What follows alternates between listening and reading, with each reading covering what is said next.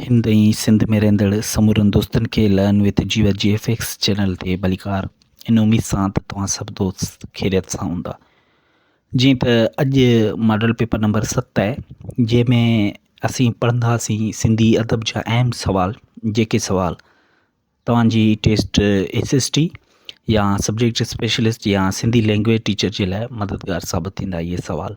सो अॼु थोरो तरीक़ेकार मुख़्तलिफ़ कयो आहे, ऑप्शन न ॾिना आहिनि, डायरेक्ट सवाल ऐं उनजो जवाबु। हिन जेको मॉडल पेपर में कुल 20 सवाल आहिनि, जेके सवाल सिंधी अदब सां वाबस्ता आहिनि ऐं इंतिहाई अहम सवाल थी सघनि था तव्हांजी टेस्टनि जे लाइ। सो हलूं था पंहिंजे लेक्चर तरफ़। त पहिरियों सवाल आहे, किसो बम्बे ज़मींदार जी ॻाल्हि कंहिं लिखियो। हाणे सिंधी अदब में ही पहिरियों किसो मिले थो, त इहो कंहिंजो लिखियलु आहे, बम्बे ज़मींदार जी ॻाल्हि। त इन जो सही जवाबु थींदो ग़ुलाम हुसैन साहब जो। किसो बम्बे ज़मींदार जी ॻाल्हि ग़ुलाम हुसैन साहब जो लिखियलु आहे। सवाल नंबर ॿियो आहे, अर्नेस्ट ट्रंप शाह जो रिसालो कहिड़े साल में छपिरायो। ऐं शाह लतीफ़ जो सभ खां जेको पहिरियों रिसालो आहे उहो डॉक्टर अर्नेस्ट ट्रंप ई जेको आहे उहो छपिरायो हो, पर उहो कहिड़े साल में छपिरायो हो। त इन जो सही जवाबु थींदो 1866 ईस्वीअ में। सवाल नंबर 3 आहे, डॉक्टर अर्नेस्ट ट्रंप शाह जो रिसालो कहिड़े मुल्क मां छपिरायो। इहो बि अची सघे थो टेस्ट में, त शाह जो रिसालो सभ खां पहिरीं कहिड़े मुल्क मां जेको आहे उहो छपिरायो वियो। त इन जो सही जवाबु थींदो जर्मनी मां। सवाल नंबर 4 आहे, सोढन जी साहिबी किताब जो मुसनफ़ केरु आहे। सोढन जी जेका साहिबी आहे उहो किताब लिखियलु आहे सिंधी अदब में, उनजो लेखक या उनजो मुसनफ़ केरु आहे। त उनजो सही जवाबु थींदो काको भेरूमल गरीब। काको भेरूमल गरीब हो जंहिं सोढन जी साहिबी नाले किताब लिखियो। सवाल नंबर 5 आहे, अंग्रेज़ी शाइरीअ में तसौफ़ जी मौज़ूअ ते। अंग्रेज़ी शाइरी में तसौफ़, ठीकु है, त इन मौज़ू ते कहिड़े आलम जेको आहे उन PhD कई। त इन जो सही जवाबु थींदो डॉक्टर होतचंद मूलचंद गुरबख्शानी साहब। इहो पहिरियों आलम आहे जंहिं अंग्रेज़ी शाइरी में तसौफ़ जे मौज़ू ते PhD कई।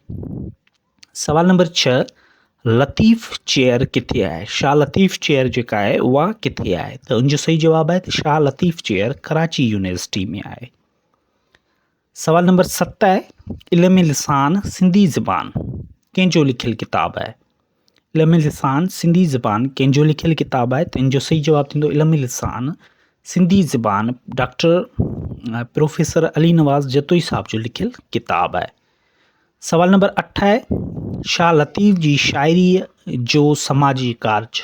शाह लतीफ़ जी शाइरी जो समाजी कार्ज मौज़ू ते कंहिंजी PhD थियल आहे। त इन जो सही जवाबु थींदो शाह लतीफ़ जी शाइरी जो समाजी कार्ज जे मौज़ू ते डॉक्टर एहसान दानिश साहब जी जेका आहे PhD थियल आहे।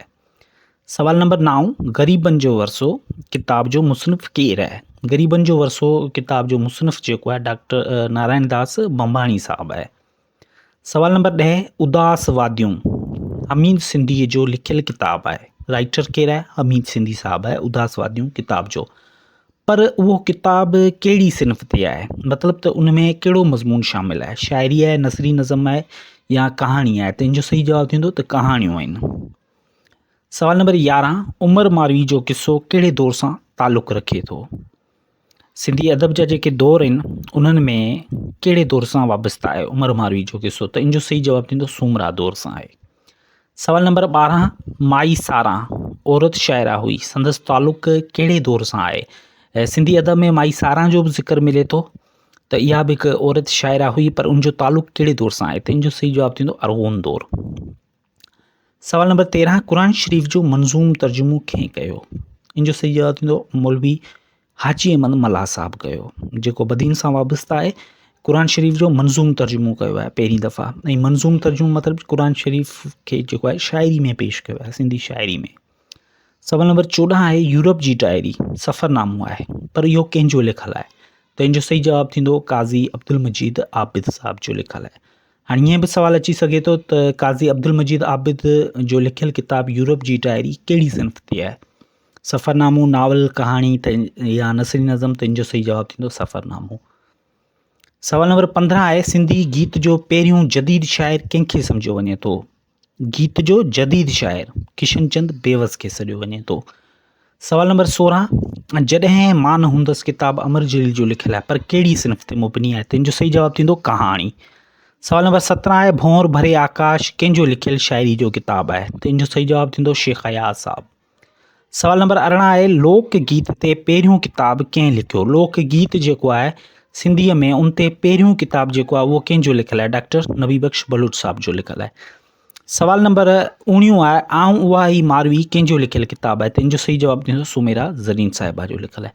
सवाल नंबर 20 नावल कहिड़ी ॿोली जो लफ़्ज़ु आहे, तंहिंजो सही जवाबु थींदो नावल अतालवी ॿोली जो लफ़्ज़ु आहे।